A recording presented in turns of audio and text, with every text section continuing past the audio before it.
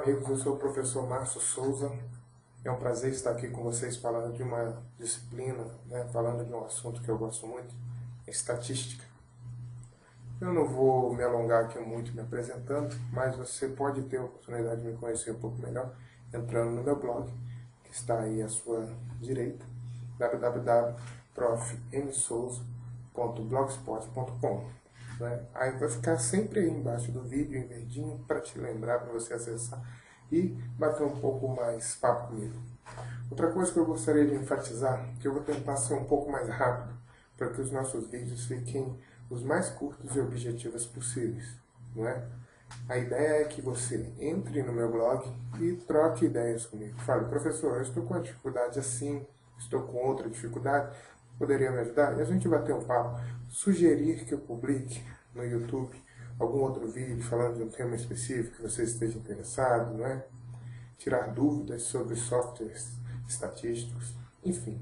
Eu quero criar um link de comunicação com você e tentar desmistificar essa disciplina tão estigmatizada, digamos assim, que é a estatística.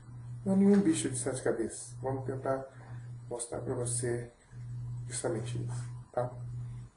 Hoje nós vamos falar de medidas de ordenamento e forma. Ordenamento. Primeira coisa que nós vamos precisar aqui é colocar os dados em ordem crescente ou ordem decrescente.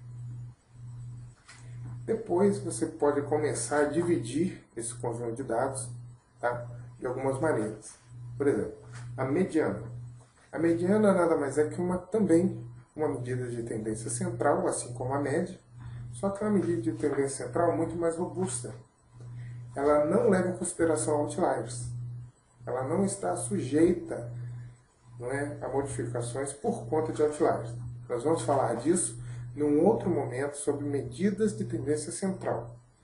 E lá no outro vídeo você vai ter todas essas informações bem detalhadas. Tá? Mas o que a mediana tem em relação a ordenamento, em relação à distribuição, à organização dos meus dados? A mediana é uma medida de tendência central que ela divide exatamente os meus dados ao meio, 50% acima e 50% abaixo. Tá? Também existem outras formas de dividir. Eu tenho a divisão em 4 partes, e daí eu chamo quartis. Os quartis, eles são separados em primeiro quartil, segundo quartil e terceiro quartil. O primeiro quartil, ele tem 25% dos dados abaixo dele e 75% dos dados acima. O segundo quartil, que é a mediana, é 50 abaixo e 50 acima. O terceiro quartil, 75% abaixo e 25% dos dados acima dele. Eu também poderia dividir os meus dados em 10 partes iguais, daí eu teria os decis, e 100 partes iguais eu teria os percentis. Enfim. Em relação ao quartil, nós podemos calcular, uma das maneiras, é claro, de se calcular o quartil, tá bom? Eu considero uma maneira prática, uma maneira confiável e fácil. Você vai conseguir aprender bem tranquilamente. Eu tenho aí Q índice K, esse K é o índice do quartil, esse K pode ser 1, 2 ou 3. Você percebe que eu tenho 3 quartis, né? Ah, professor, mas quartil seriam 4, né? E o Q4, você não falou? Poxa, o Q4 inevitavelmente vai ser a última observação da sua amostra, tá bom? Então voltemos lá. Se eu quisesse calcular o Q1, na verdade, esse K seria substituído por 1. Esse X representa a minha amostra, representa os meus dados, o meu vetor com os dados. Então eu tenho N, que é o tamanho da amostra, vezes esse K dividido por 4, por ser quartil, dividido por 4, mais uma correçãozinha aí, que 0,5, meio, Também da mesma maneira eu teria o decil, teria o percentil, de forma bem análoga. Teremos mais oportunidade quando resolvermos o exercício de fixação para, como o nome diz, fixar esse conhecimento. Em relação à forma, percebemos que as distribuições podem ser mais delgadas, mais achatadas, simétricas ou não. Então vamos trabalhar com isso. Em relação à assimetria e curtose. A simetria vai analisar a concentração das distribuições de frequências em torno de um eixo. Segundo Jones e Dill, em 1998, uma das maneiras de se obter a simetria, né, do inglês skewness, se você procurar na internet skewness, provavelmente você vai encontrar também algumas outras explicações. Esses mesmos autores, Jones e Dill, eles citam outras maneiras, né, pelo menos 3 maneiras de você calcular o skewness. Eu estou utilizando essa que eu acho relativamente simples e que softwares estatísticos robustos têm utilizado, têm confiado nessa medida. Então eu tenho, segundo esses autores, que a assimetria pode ser calculada pelo terceiro momento dividido pela o desvio padrão elevado ao cubo.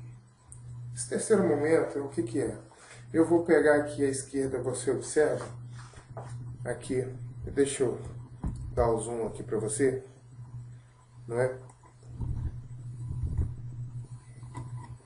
Dá um zoom aqui. Esse M3 vai ser igual a 1 sobre N do somatório de xi menos x barra elevado ao cubo. Mas o que é esse xi menos x barra, professor? O xi seria cada observação da sua amostra menos o x barra, que é a média aritmética simples. Somar todos os elementos da amostra e dividir por n, tá bom? Então você faz essa diferença de cada observação e a média e eleva ao cubo. E isso você vai somando essa diferença ao cubo, elevado ao cubo, de todas as observações. Terminando esse somatório, você divide por n, que é o tamanho da sua amostra. S é o próprio desvio padrão, que é raiz quadrada da variância.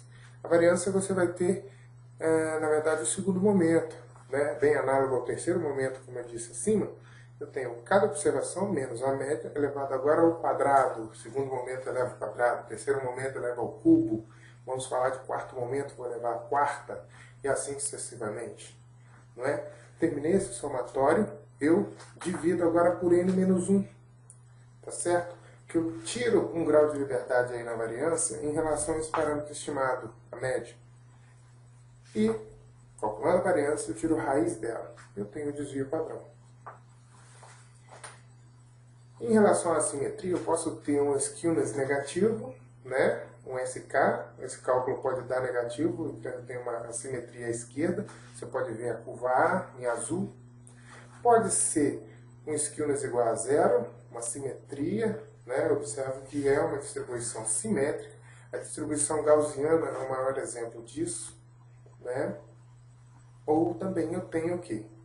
No outro lado, um skewness positivo, uma assimetria à direita, aí denotada pela curva verde, curva C.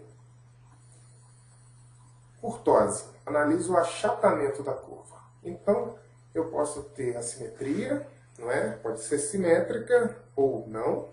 E também pode ter a kurtose, que vai determinar se a curva é mais achatada, não é? Se ela é mais plana, se ela é perfeita, digamos assim.